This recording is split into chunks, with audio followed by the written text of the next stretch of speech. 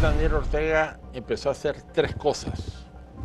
Se apropió, privatizó los resultados, la ganancia de la cooperación petrolera venezolana, que significaban 300 millones de dólares al año. Y parte del daño, del gran daño que ha hecho Ortega es desprestigiar a la izquierda democrática que sí existe. Ortega sigue recibiendo fondos por el Fondo Monetario Internacional. Sigue recibiendo fondos del Banco Mundial y del Banco Interamericano de Desarrollo.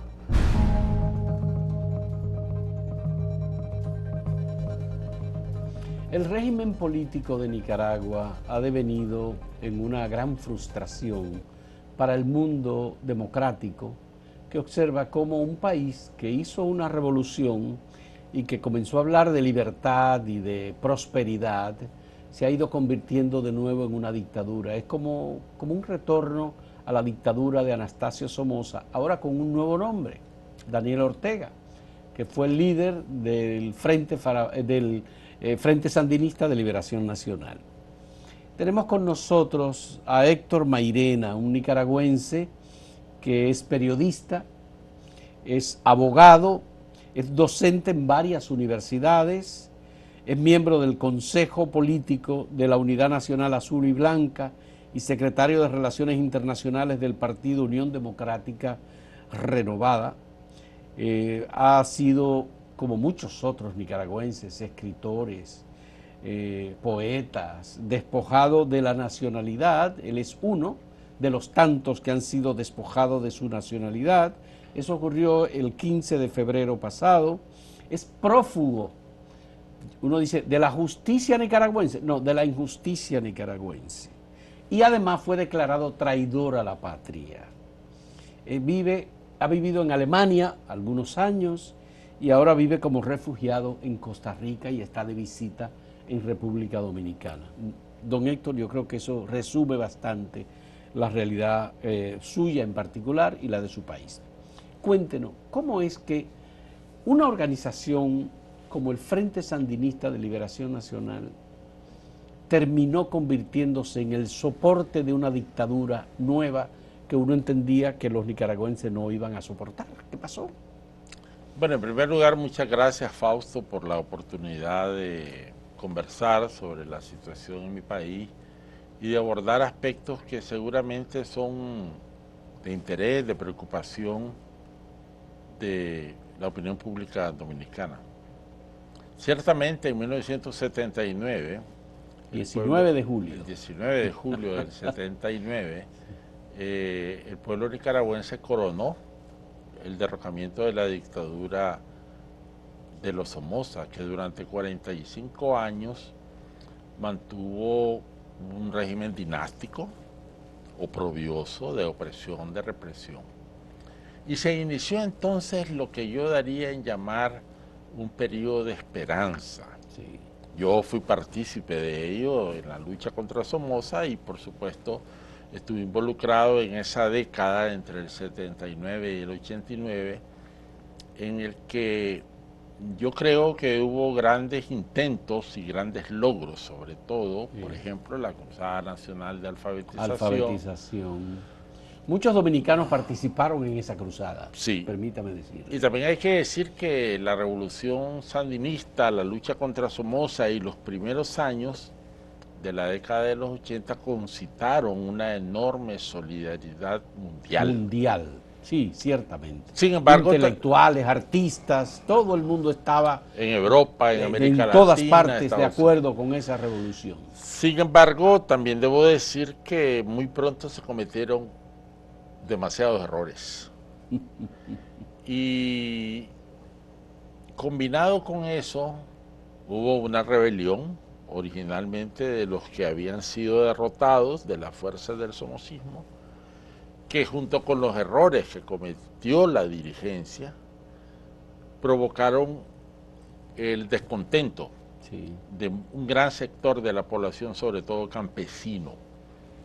Y se dio inicio entonces, más o menos en 1984, 85, lo que en verdad fue una guerra civil.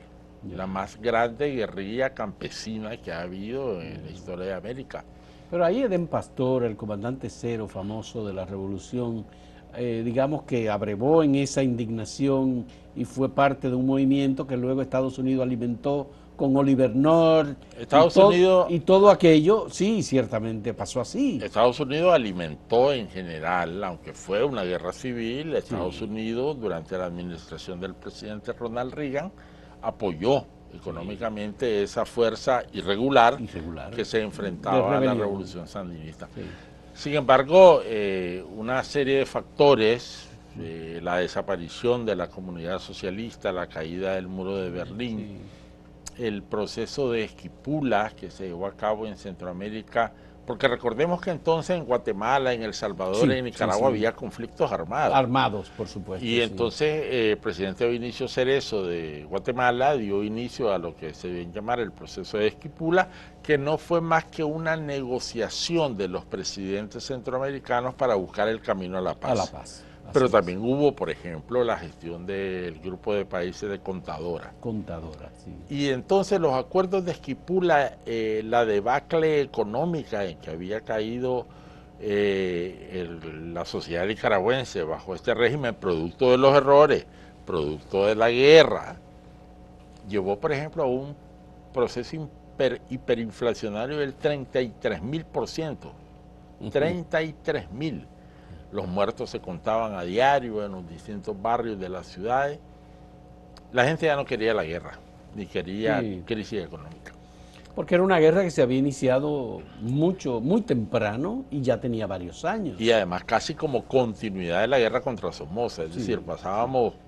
Sí, fue... Entonces, el 25 de febrero de 1990 se dieron las elecciones. Las elecciones que ganó Violeta. Que ganó doña Violeta Barrios de Chamorro. Y hay que reconocer que en ese momento Daniel Ortega, el Frente Sandinista, aceptó, entregó el poder. Reconoció la derrota y 2 meses después, el 25 de abril, se entregó pacíficamente, por primera vez en la historia de Nicaragua, el poder. Y se dio inicio entonces a un periodo democrático, en el que se dio una triple transición, Fausto.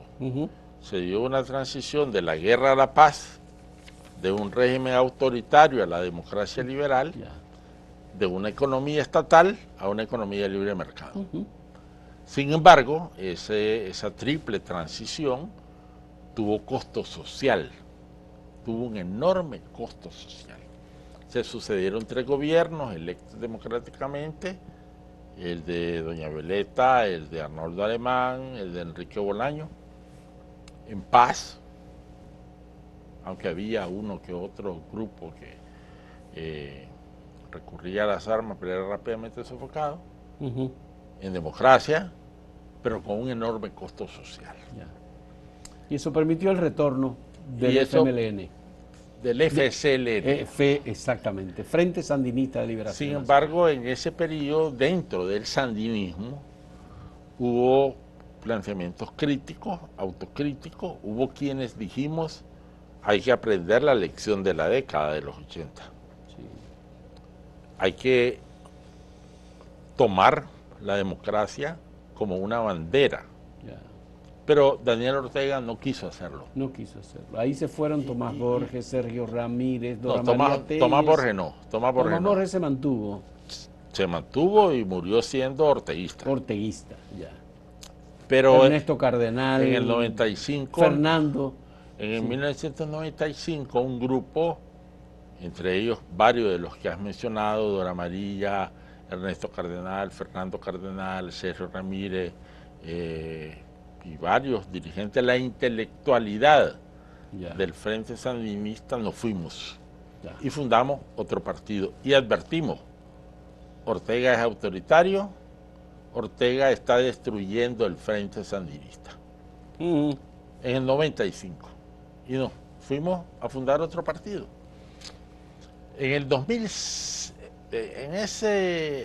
siendo Arnoldo Alemán presidente, él firmó un pacto con Daniel Ortega, que le llevó a reducir el porcentaje mínimo necesario para ganar las elecciones. La base histórica del Frente Sandinista, la base de votantes, oscilaba alrededor del 35%, nunca pasó de ahí. Yeah. Ahora es mucho menos, pero bueno. Alemán, acusado de corrupción, Sí, Arnoldo Alemán, sí, sí. y con el objeto de preservar su seguridad, aseguró una diputación para el siguiente Para el periodo. siguiente periodo, Y así- en una alianza con Daniel Ortega. Y así tener inmunidad. Ya.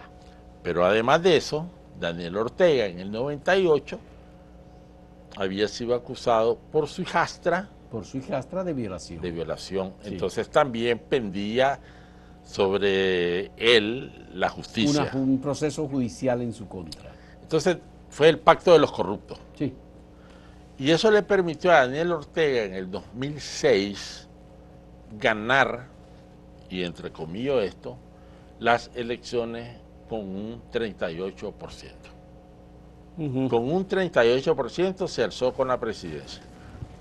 Y en enero del 2007 inició su mandato. Y entonces Daniel Ortega empezó a hacer tres cosas. Primero, empezó una alta concentración de poder en él y su familia. Y su mujer, Y su su esposa. mujer particularmente. Sí, Rosario Murillo. Dos, a destruir al Frente Sandinista y la institucionalidad del Frente Sandinista, pero no solamente, también la institucionalidad del país, mediante parcialmente, ¿no? Reformas parciales. Y tercero, se apropió, privatizó los resultados, la ganancia de la cooperación petrolera venezolana, que significaban 300 millones de dólares al año, que para la economía de Nicaragua es bastante. Es muy serio. Eso nunca entró al presupuesto nacional y Ortega lo manejó discrecionalmente.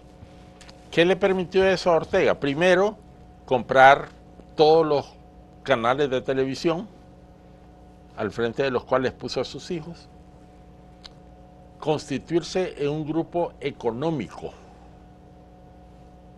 que controla el Estado, obviamente, y además tener un fondo para usarlo a fin de dar dádiva social, asistencialismo social y tener una clientela política. Es decir, se apoderó del Estado, incluyendo organismos como Suprema Corte de Justicia o Corte Suprema de Justicia y los demás elementos, Todos los poderes del Estado. los poderes del Estado. Y en el 2014 realizó, controlando la Asamblea Nacional, a la que yo llamo la Oficina de Asuntos Legislativos de Ortega, porque esa Asamblea Nacional, que teóricamente es el Parlamento, no legisla, solo convierte en ley la voluntad de Ortega.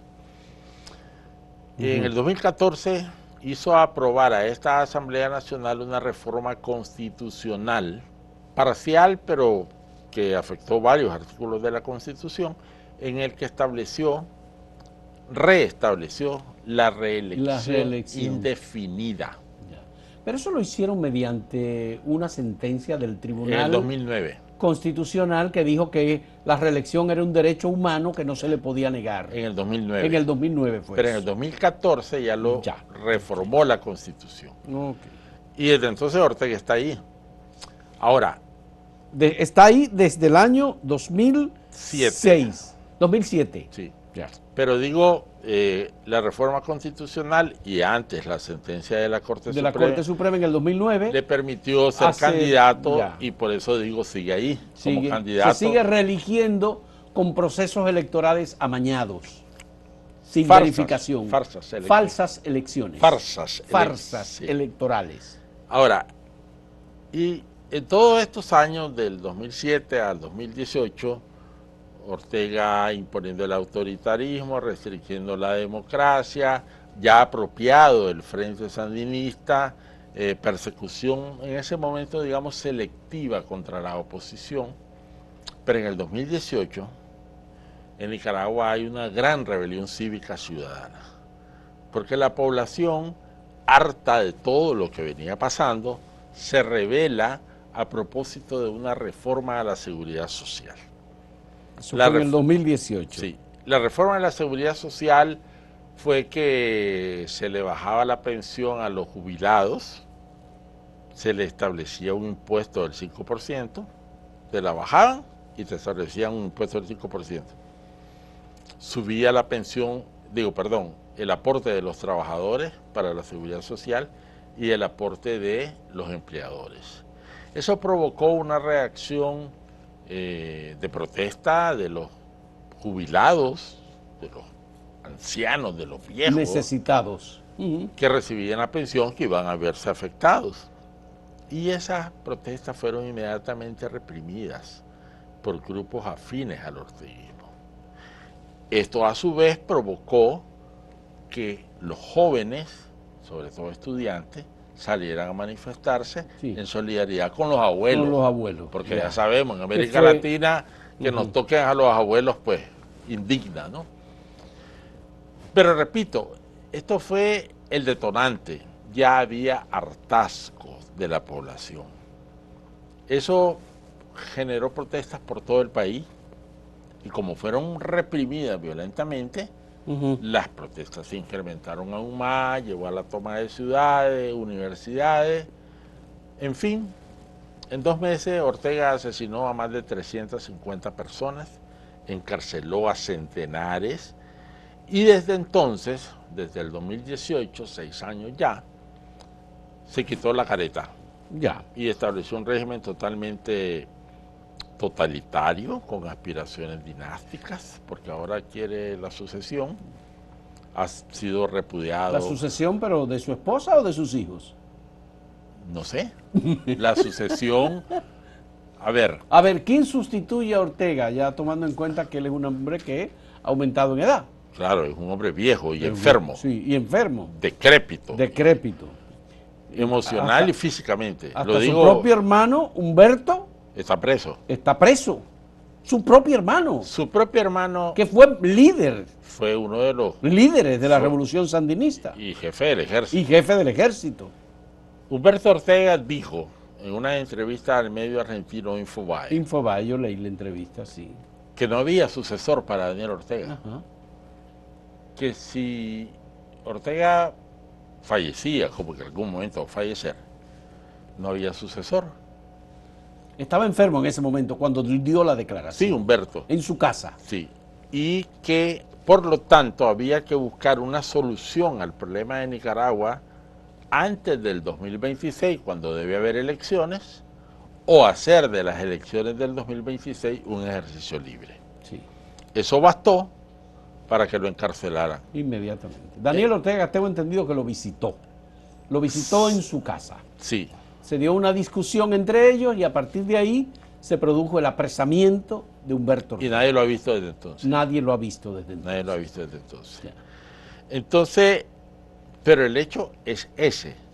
Daniel Ortega no tiene una sucesión que le garantice a la familia Ortega Murillo estabilidad en ese poder, faltando Ortega. Pero su hijo ha sido funcionario, ha sido ministro, ha tenido y sigue teniendo obviamente funciones importantes. Rosario Murillo, que es la vicepresidenta y la mujer de Daniel Ortega, es a quien le correspondería. Pero ella también está vieja.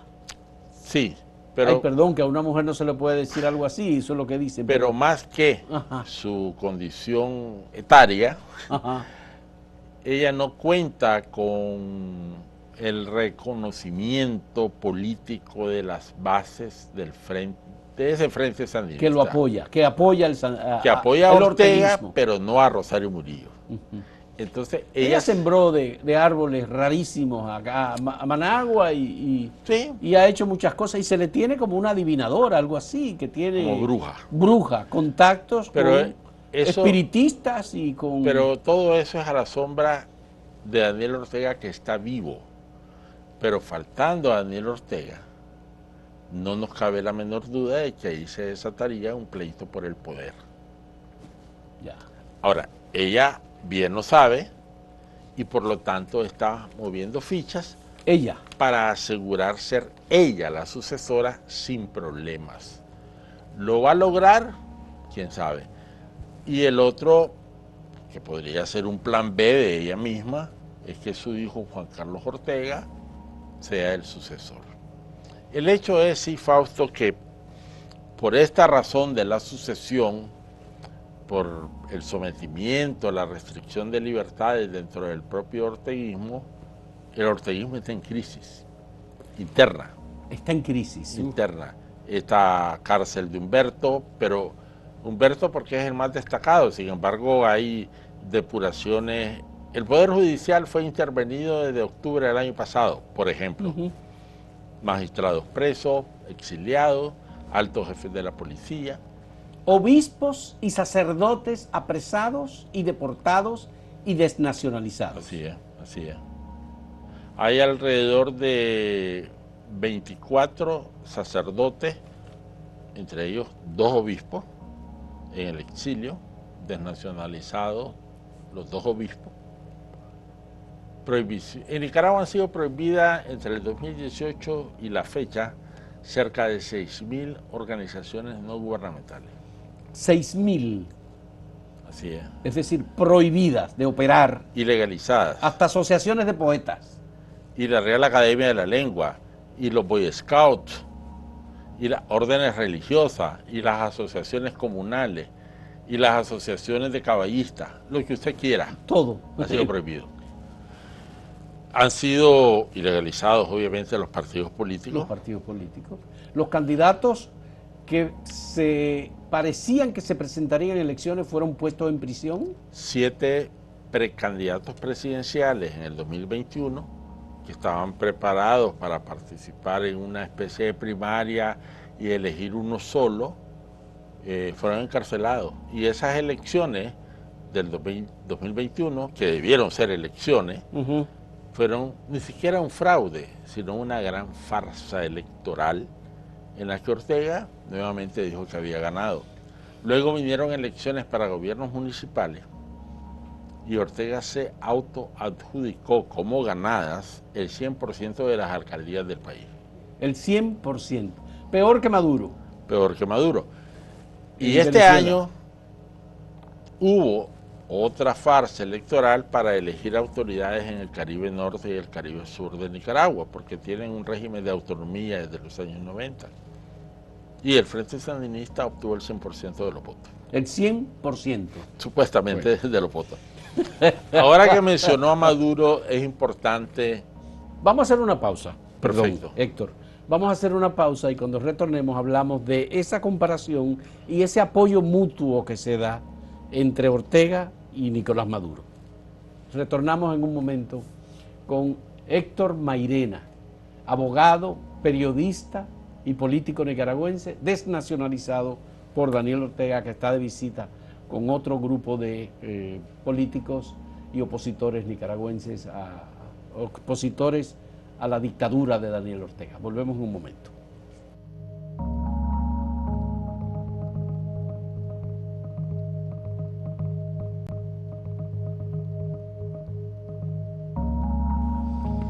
Bien, Héctor Mairena, ¿cómo es lo de el beneficio mutuo que se da entre Maduro y Daniel Ortega?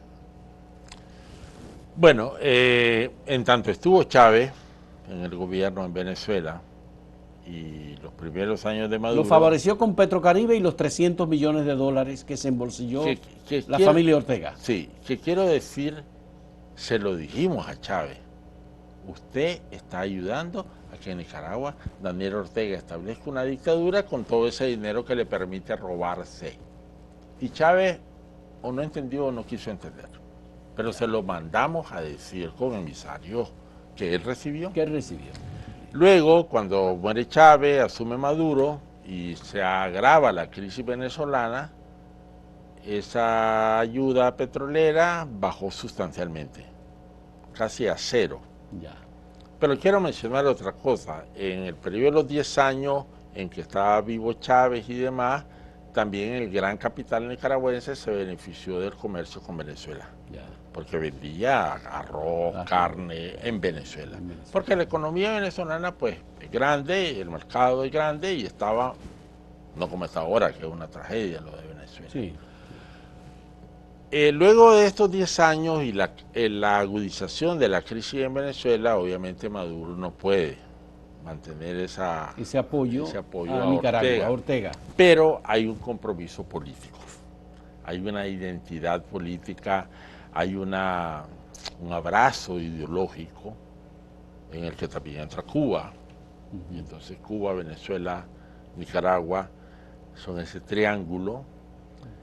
Y yo, en un encuentro que teníamos temprano, les decíamos a unos amigos dominicanos, lo que está haciendo Maduro hoy, es lo que Ortega viene haciendo desde el 2018. Porque hay que reconocer que en los primeros años Chávez hizo elecciones aceptables, sí, y la ganó. Sí. Después ya la cosa se descompuso, ¿verdad? Se complicó. Pero sí, en Nicaragua no ha habido eso. Maduro hizo un fraude en el 2018 y reiteró el fraude en el 2024. Ya, Maduro. Pero Chávez todavía hizo cosas aceptables. Sí. Ortega no. Ortega no ha permitido elecciones. Ilegaliza los partidos, encarcela a los precandidatos presidenciales. Pero además, Maduro, por los acuerdos de Barbados, de Qatar o lo que sea, ha permitido algún margen, hasta antes del 28 de julio me refiero, ha permitido algún margen de acción a opositores. Ortega no. Ortega nos tiene a todos en el exilio. Sí, pero Ortega no se proclama socialista. Tampoco. Él no hace mención de ninguna ideología. Él es él. Es como una especie de Kim Jong-un en Corea del Norte. Él se declara por una Nicaragua socialista, cristiana y solidaria. Cristiana, y persigue a los cristianos. Así, socialista, cristiana y solidaria. Sin embargo, hay que decir que Ortega, como ustedes dicen, no es ni izquierda ni derecha, porque Ortega es orteguista. Ortega es orteguista. Una vez un amigo brasileño me preguntó, ¿y la dictadura que hay en Nicaragua es de izquierda o de derecha? Yo le dije, dictadura es dictadura. Porque si vamos al análisis de sus políticas económicas, no tienen nada de socialista. Ya. Hay análisis serios que dicen, está aplicando el manual neoliberal. Es buen alumno del recetario del Fondo Monetario Internacional. Por eso, a los hombres, a los regímenes, se les debe juzgar por sus hechos, no por sus declaraciones. Y parte del daño, del gran daño que ha hecho Ortega es desprestigiar a la izquierda democrática que sí existe. Sí. Por eso Boris, que es un hombre de izquierda democrática, ha sido tan vocal, sí, confrontativo con Maduro y con Ortega también, porque eso no es de izquierda, son dictadores. Sí. Y además hay que otra coincidencia entre Chávez y Ortega, porque hay que alertar sobre esto, Fausto. Antes Chávez y después entre Maduro y Ortega. Entre Chávez y Ortega. Chávez y Ortega. Llegan al poder jugando las reglas de la democracia. Sí. Como quiera que sea. Sí. 38% uno y Chávez más alto. Pero llega y desde el poder empiezan a desmontar esa misma democracia que les permitió llegar al poder. E instauran regímenes autoritarios, dictaduras. Eso es peligrosísimo. Y siempre en esa lógica, uno de los principales blancos es el Poder Judicial. Porque si controlan el Poder Judicial, controlan todo. Me has dicho, Héctor, que la justicia ha sido perseguida. Es decir, la justicia tiene que postrarse ante los deseos del dictador. Y los jueces que se han resistido han ido a prisión o han sido exiliados. Ni siquiera que se le han resistido, sino aquellos en los que Ortega o la Murillo, o ambos, no confían. Los corren. O los encarcelan o los persiguen. ¿Y qué pasa con los medios de comunicación? ¿Qué ha pasado? En Nicaragua no hay ningún medio de comunicación independiente que funcione en Nicaragua. No hay. No hay medios de comunicación. No hay. Incluyendo radio, televisión, todo está controlado por Ortega Así y es. Rosario Murillo. Hay una sola radio que fue muy beligerante en oposición, pero le dijeron una palabra y te cerramos. Y varió totalmente su discurso. Ya. Una, que Una. está en Nicaragua. Ya, Pero el resto ha tenido que irse al exilio. ya. Hay, Por ejemplo, el periódico Confidencial de Chamorro funciona desde el exilio. está funcionando desde Costa Rica. Hay 270 periodistas, me incluyo. Habemos 270 periodistas en el exilio. 270 periodistas Sí. en el exilio. Algunos han pasado por la cárcel. Ya. ¿Y la sociedad civil, las asociaciones profesionales? ¿Qué ha pasado con ellas? Bueno, antes te mencionaba que hay cerca de 6.000 organizaciones no gubernamentales, gremios empresariales, asociación de caballistas, Boy Scouts, Academia de la Lengua, que han sido ilegalizadas y sus bienes confiscados. Sí, porque esa es la otra, los bienes se los confiscan. Y hace poco, la semana pasada, Pero en el caso suyo lo declararon traidor a la patria, además de desnacionalizarlo. ¿Cuáles fueron sus acciones? Las suyas, como opositor, opositor. Usted no tomó las armas contra el gobierno. No, nosotros hemos decidido que la vía es cívica. Ya. El régimen, en una resolución de un juzgado de Managua, la capital, sin juicio previo, un juez leyó el 15 de febrero del año pasado una resolución judicial que dice que los 94 ciudadanos siguientes, entre los que habemos de todo, ahí está Carlos Fernando, por ejemplo, Terry Ramírez, sí, yo con Davelli, sí. somos traidores a la patria, prófugos de la justicia, que nuestros bienes deberán ser confiscados. Claro, dicen decomisados, porque la confiscación en Nicaragua no está prohibida constitucionalmente. Entonces dicen decomiso de bienes y activos y que perdemos la nacionalidad. Eso dice la resolución. Y eso mismo le aplica. Y eso fue un tribunal, sin derecho a ser oído ninguno de los 94. Nunca supimos que había un juicio sobre nosotros. A mí, yo me puse a ver la televisión como a las 4 de la tarde y vi al tipo y de repente escuché mi nombre. Igual nos pasó a todos, ¿no? A todos igual. No sabíamos. Y estos 135 que fueron desnacionalizados el 10 de septiembre, bueno, habían sido excarcelados y desterrados a Guatemala el 5 de septiembre. Entonces ya existía la posibilidad porque estaba el precedente de los 222 en febrero del año pasado. Sí. Entonces ya se lo esperaban los muchachos.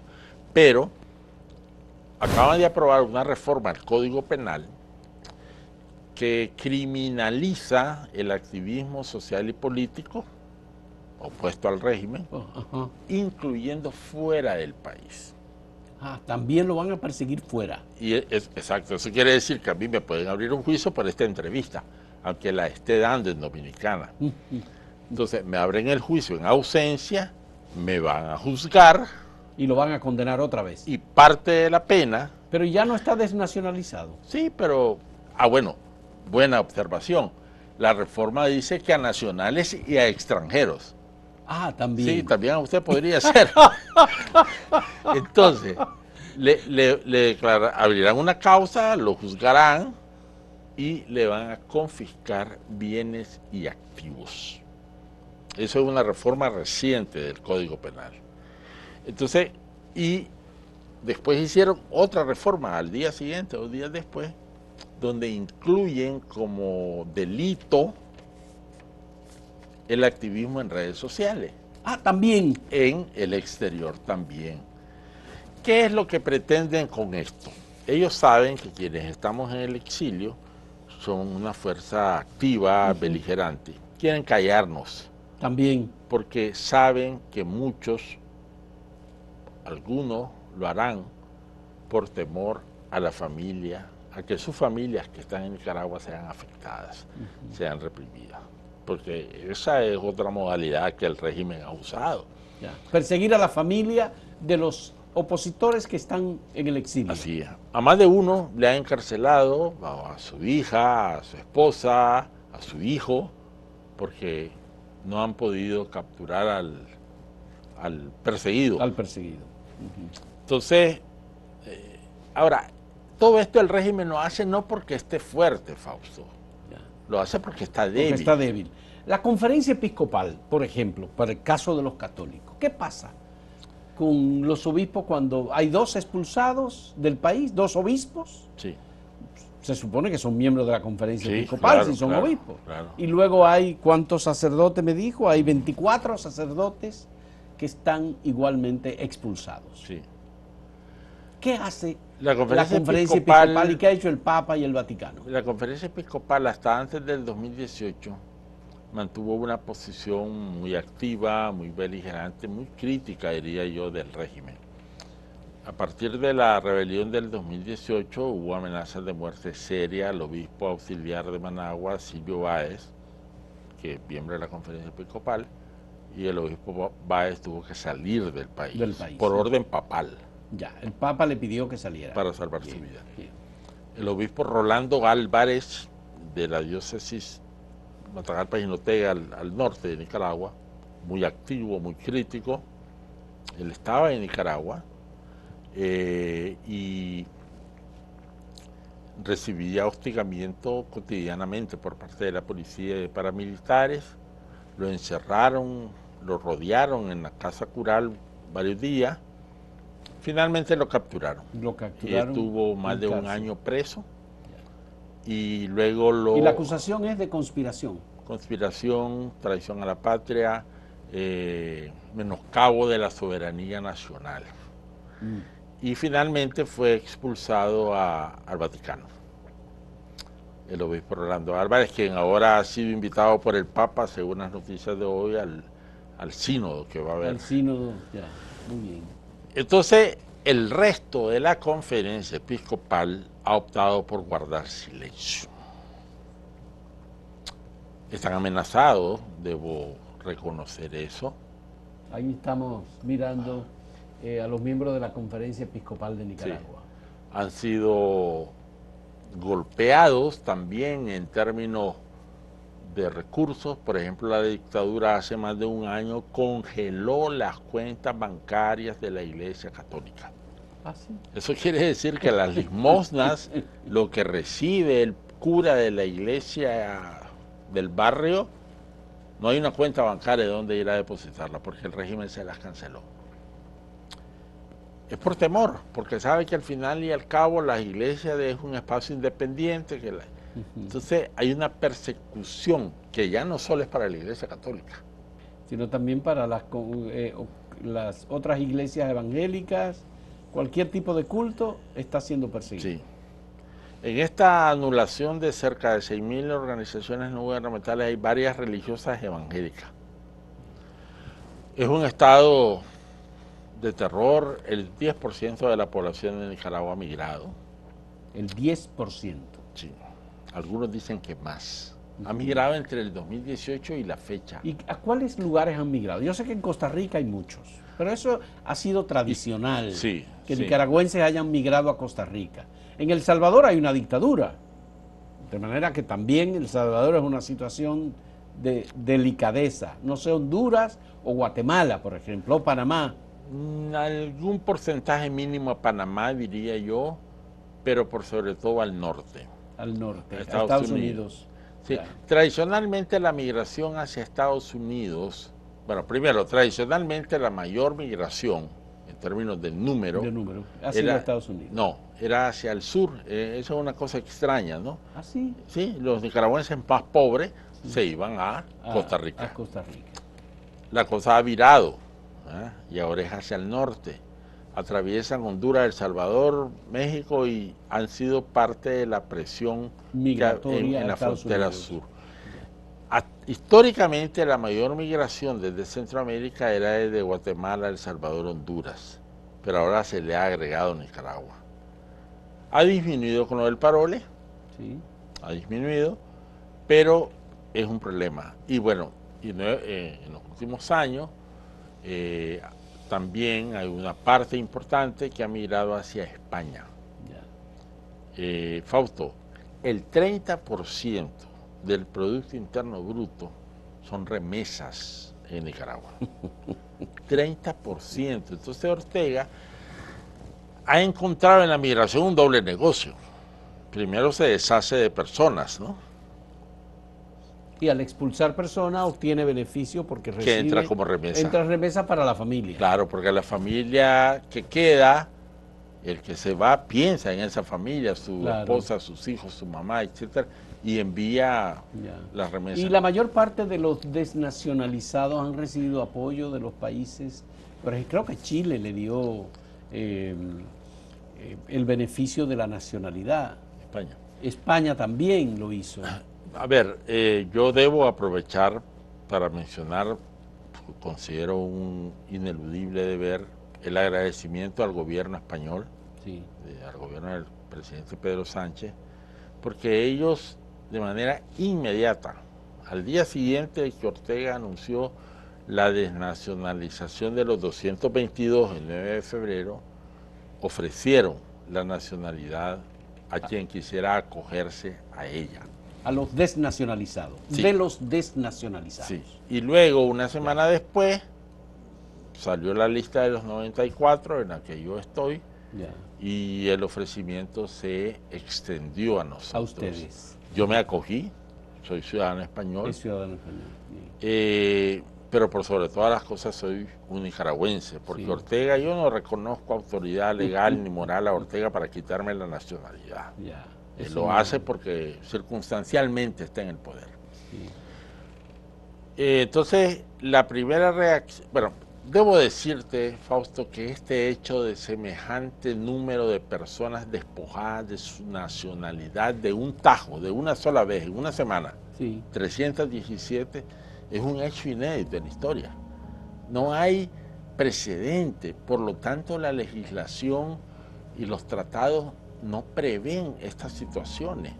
Nosotros hablamos con los gobiernos de Argentina en ese tiempo, con Chile, y nos dijeron, bueno, por supuesto que las puertas de nuestro país están abiertas, pero deben seguir el procedimiento ordinario, vivir allá, residencia. Ni Hitler hizo algo así. A algunos judíos, ¿verdad? A algunos, pero a tantos, bueno, y en la época moderna, sí, y ha recibido el repudio internacional. Es otro crimen de lesa humanidad. Ortega está señalado de criminal de lesa humanidad por los asesinatos, por la persecución política, por las torturas y por el destierro y por el despojo de nacionalidad. Bien, muy bien. Vamos a hacer una última pausa en este diálogo con Héctor Mairena, abogado, periodista, nicaragüense. La nacionalidad no se le quita, ni la condición de nicaragüense tampoco, por un decreto o por una disposición judicial. Y volveremos en un momento para ver la parte de lo que hace la oposición nicaragüense desde el exterior, para ver cómo salen de la dictadura de Daniel Ortega y Rosario Murillo. Volvemos en un momento.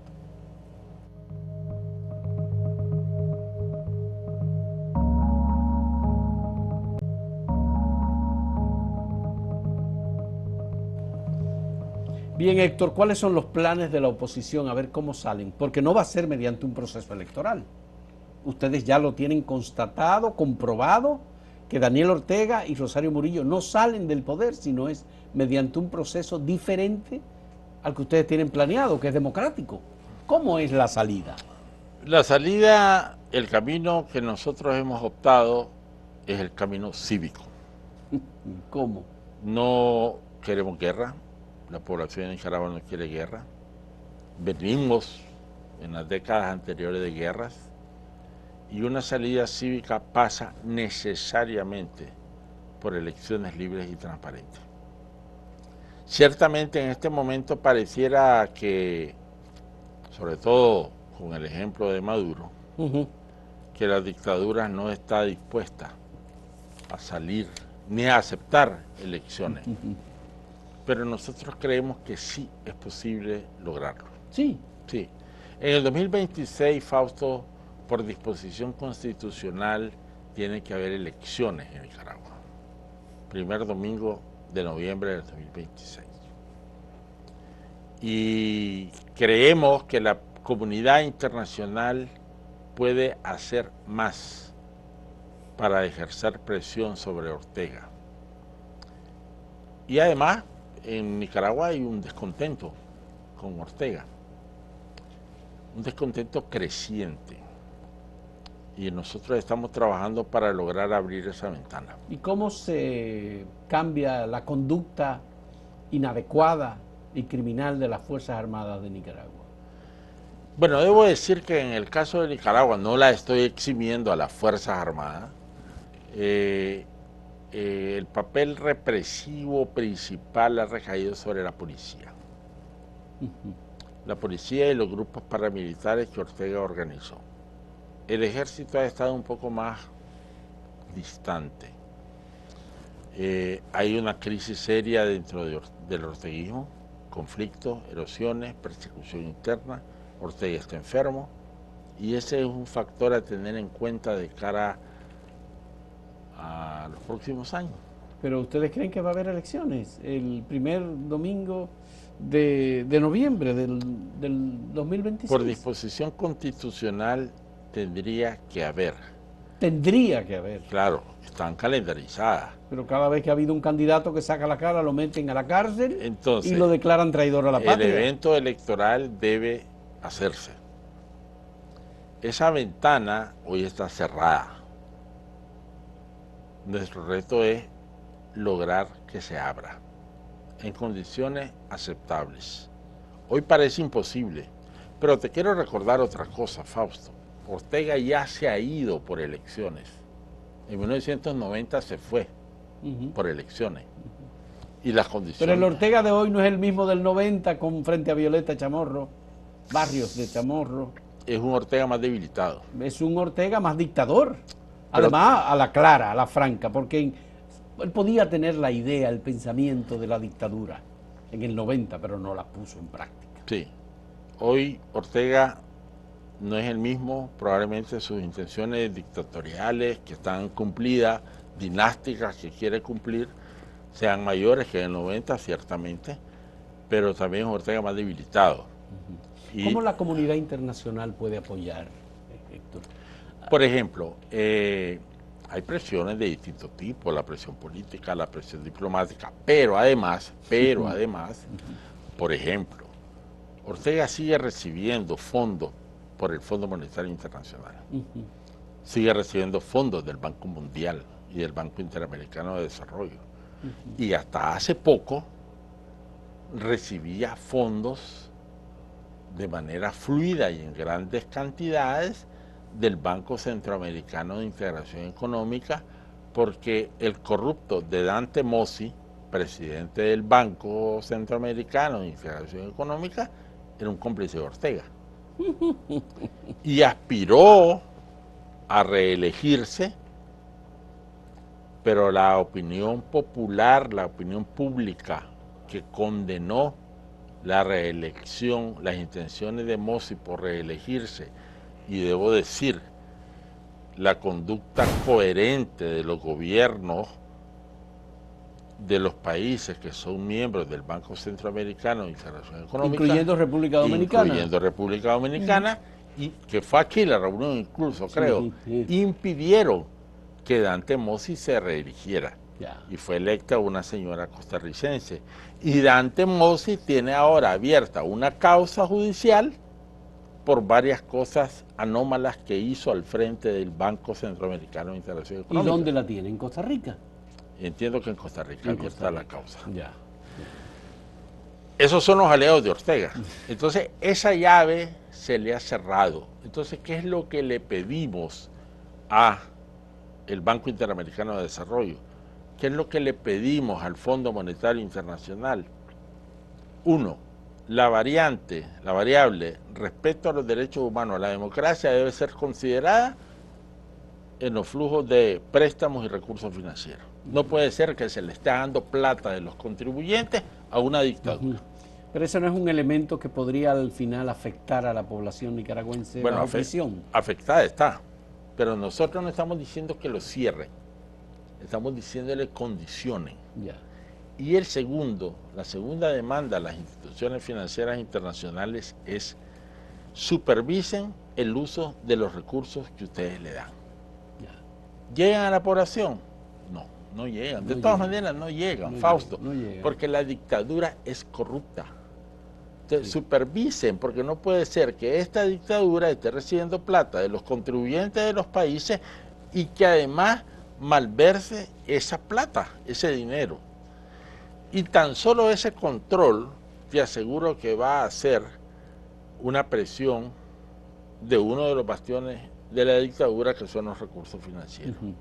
Estados Unidos podría, con el poder que tiene en Centroamérica y el Caribe, alguna presión adicional más allá de la que ha hecho. Sí, Estados Unidos ha sancionado a una gran cantidad de funcionarios. La Unión Europea también. Hay un arma que Estados Unidos tiene ahí, que es compleja. ¿Cuál es? El Tratado de Libre Comercio. El Tratado de Libre Comercio. El Tratado Dominicano también. Sí, el DERCAFTA. DERCAFTA. Sí. No digo sacarla a Nicaragua porque es bien complicado, pero sí aplicar cláusulas condicionales. De condicionante democrático. Y algunos rubros en los que evidentemente Ortega está violando. Por ejemplo, Estados Unidos acaba de sancionar al sector de la minería en Nicaragua. Quiero decir, el año pasado. De repente ves que Nicaragua exporta más oro que el que produce. ¿Y cómo es eso? ¿Cómo es eso? Está traficando. Desde Venezuela. Desde Venezuela. Y eso es un delito, porque Venezuela está sancionada. Esos son los tipos de acuerdo entre Maduro y Ortega. Entonces, Estados Unidos sancionó al sector de la minería. Y eso, Fausto, aunque muchos digan, ¿y cómo afectan las sanciones a los funcionarios orteguistas o las sanciones en lo del oro, por ejemplo? Claro que le afectan al régimen. Y por eso Ortega se queja tanto. Pero ¿Se queja? Sí, claro, se queja de las sanciones. Se queja de las sanciones y es porque... Pero cuando Rusia invadió Ucrania, él le ofreció inmediatamente ser un ente de apoyo en Centroamérica y el Caribe a Putin. Claro, porque Ortega juega con fuego. Ortega juega con fuego y está empeñado en que Putin le preste atención y convertirse en el puntal de Putin en Centroamérica. De alguna manera los buques rusos podrían y hay bases de espionaje establecidas en Nicaragua, bases rusas. Y entonces estas cosas deben prestarle atención los países de la región y sobre todo los Estados Unidos. Ortega juega con fuego, por eso digo, y está metiendo a Nicaragua otra vez en el conflicto, en el nuevo conflicto internacional, la nueva Guerra Fría, como lo hizo en los 80. Pero hay otra cosa que quiero mencionarte. Ortega hace una cosa, dice eso también, pero también hace cosas por detrás. Evidentemente Ortega tiene algún vínculo de negociación con los Estados Unidos y además algún interés de negociar. Porque estos 135 excarcelados el 5 de septiembre no fueron teletransportados a Guatemala. Llegó un avión de los Estados Unidos. Hubo una negociación con Estados Unidos para hacer esa operación. Y Estados Unidos tiene embajada en Managua. Sí. Y tiene embajador en Managua. Sí. Bueno, embajador no, pero hay un alto funcionario porque que representa. Ortega en ese juego y rejuego no le dio el placer al que habían propuesto, que se llama Hugo Rodríguez, no lo aceptó. Entonces bajó el nivel, pero existe una misión diplomática. Pero hay canal abierto, pues es lo que quiero decir con los Estados Unidos.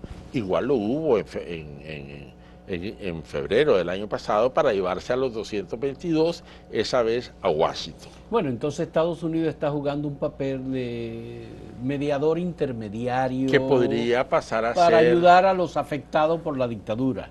Que podría pasar a ser otro tipo de negociación.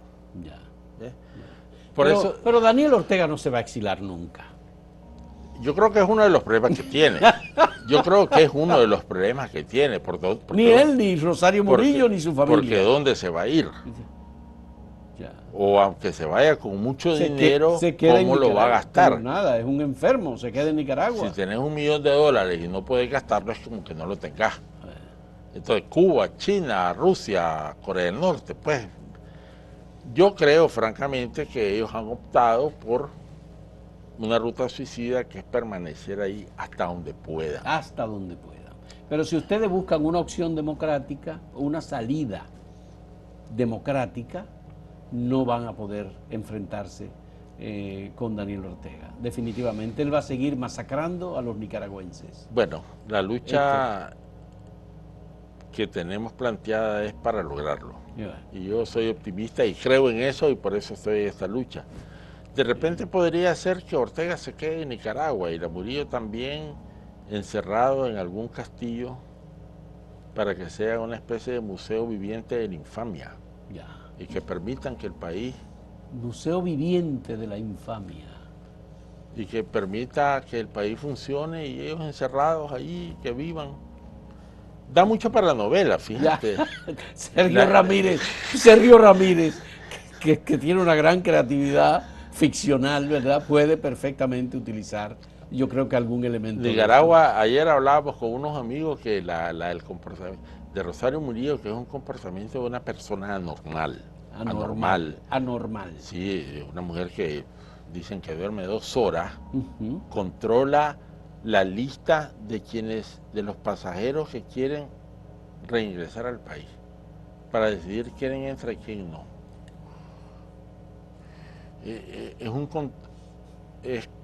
No quiero decir omnipresente, pero tiene pretensiones de omnipresencia.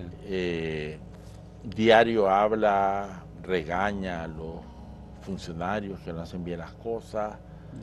Es un personaje perverso de novela. Perverso. Es una villana, obviamente. Bien. Héctor, muchas gracias. Muy agradecido por esta conversación. Yo creo que es un elemento, lo que nos ha traído son informaciones muy importantes para entender lo que está pasando en Nicaragua. Le deseamos éxito al grupo de personas de Nicaragua que está en República Dominicana en este momento y que ojalá puedan tener la bendición divina de que pronto no tengamos ni a Rosario Murillo, ese personaje perverso, ni a Daniel Ortega. Muchas gracias, Fausto. Muchas gracias, Héctor. Un placer, señora. Muchas gracias a ustedes por la compañía.